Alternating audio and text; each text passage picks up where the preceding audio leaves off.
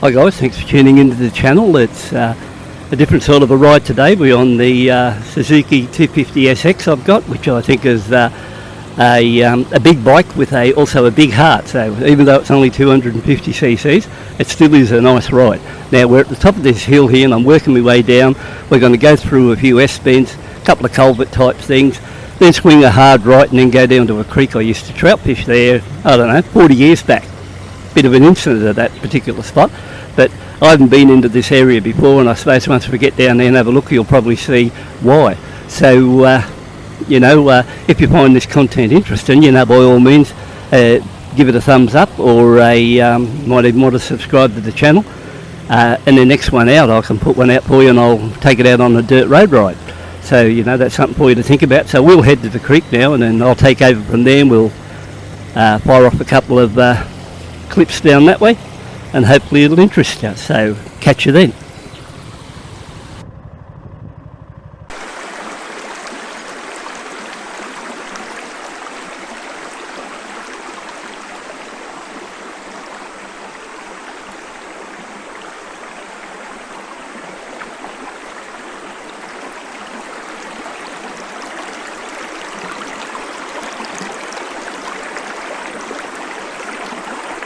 Look at this cute looking lizard here.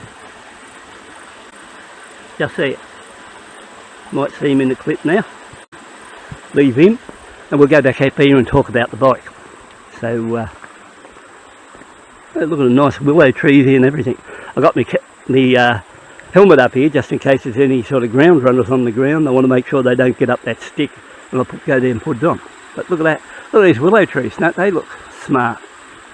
Anyway, enough of the trees. We'll just go up here and pace it up to the bike. So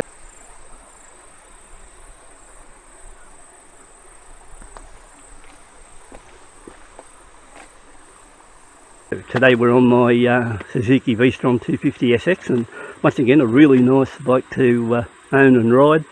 I call it the best value big bike at the smallest price. So it's 250cc's, 27 horsepower. And it only costs you $6,500 right away. Well, this colour does, but not with the extras. Mine's got the full front end roll bar, sump guard, and it's also got these side rails here.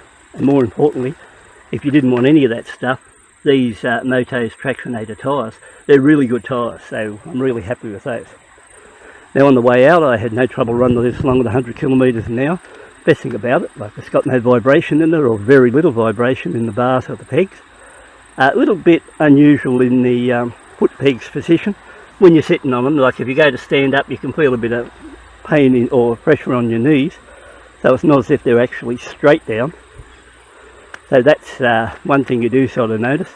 But on the other thing, as far as running along at 100 kilometres an hour, the way it handles through the bends, or the way it handles with these tyres on it, just handles like almost like a normal road bike. So I think I've put around about 750 kilometres on this now.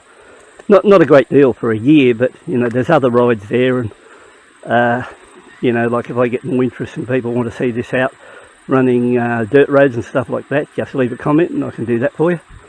So that bit aside, everything's well. The best thing about it, if you're riding along, and this is 100 kilometres an hour, it's nice and clear in the mirrors, like you can see things clear, like no vibration, anything running through that.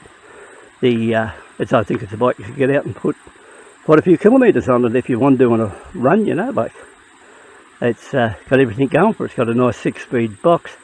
I noticed today I sat on 100 kilometres an hour and I think it was doing roughly 6,000 revs at 100.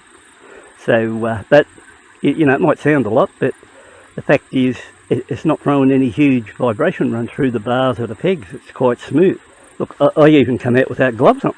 So when you do something like that, you're testing it to see what it's like, and I never got out here with any buzzing in the fingers or anything like that. So it handles it quite well, and I'm fairly sensitive to that sort of handlebar vibration. But no, this bike's really good.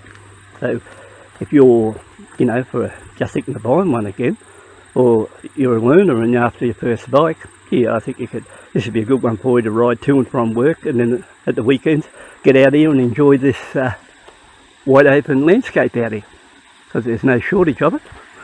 And the seat itself, it's fairly comfortable. The riding position's not bad, apart from what I said, those pegs if you want to stand up when you're sitting on the bike. You know, it may be a bit different too if you put bar risers, but take into account with these Moto's tyres on it, I think now I'm sitting at roughly about a 33-inch seat height. And you know, if I went back 3 or 4 years ago, I once bought a DRZ 400E, and I think it was the Cape York one, and they were around about 9,500 new. And I bought that and I only rode it once because the seat height, I think it was up around 38 inches. I just didn't feel safe on it. So, you know, when you get to something like that, you know, I decided to pass on it and cash it. But this one here, no, it's really good.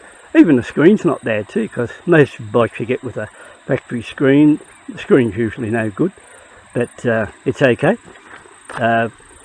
You know, I didn't have any trouble or buffeting much when I was coming out here, so everything I could sort of handle about it.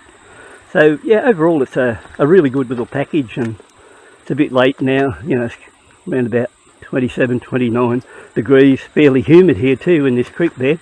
Actually it sweats pissing out of me, so I have to keep brushing it off me and flicking it out of the way because it's rubbed into my friggin' eyes. But you know, it's fairly warm out here. But tell me what you think about the black one. First one I had was the yellow one, but the first one I ordered was going to be orange, but it never arrived and I got yellow. So this time I ordered the black, and I think now they've got red ones out. So, you know, like, you get a fair bit of a choice, and I don't think any of them would be any difference in all the running gear and everything else in this price range. But, you know, what I'm saying to you, if you're after something like one of these and you say to yourself, how about if we forget about all them extras on it and I bought a stock one for 6,500, would I be happy with it? And the big answer to that one would be a yes, because you don't, if you're not planning on this other stuff, I mean, I've got them on here, but I haven't even put them to use. So, you know, if you're just buying it for the thing of riding to and from work and you want to run this at the weekend, believe me, you'll be really happy with that side of it. And you'll say, two reasons. One, if you're a bit strapped for cash and, you know, you want to get a good bargain, this is the bargain.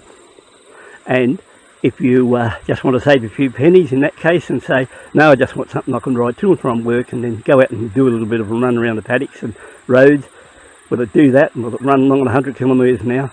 It'll run along at 100 kilometres an hour, 6 gear, very, very easy. And the gearing itself is very linear, so if you go for up around 4th, 5th and 6th, you can flick that throttle around and it's not going to take off or anything like that. But it's very smooth. The fueling on this bike is really, really good. So they've done an excellent job there. So, you know, it's got everything going for it, where you can just get out, enjoy it. Nice nice clutch on it. Steering's good. So, you know, that's about all I think I can tell you all on this one. So I'll head back home now, see if I can put something together for you, and at least people who have asked me when I'm going to put something on the Vstrom 250SX, well, I've got something out for you, and you can always let me know if you'd like to see more on a dirt road run or anything like that, and if so, I'll accommodate you and get out there and fire one of those off. So once again, if you're here still watching at this stage, thanks for tuning it in.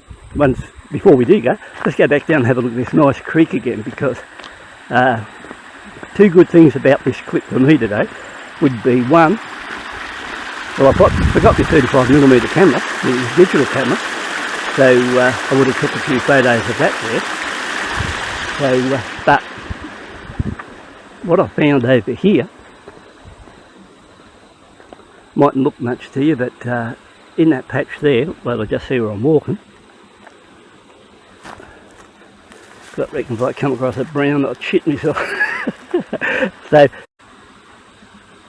perfect. I'll be able to pick all these and take them home to the birds.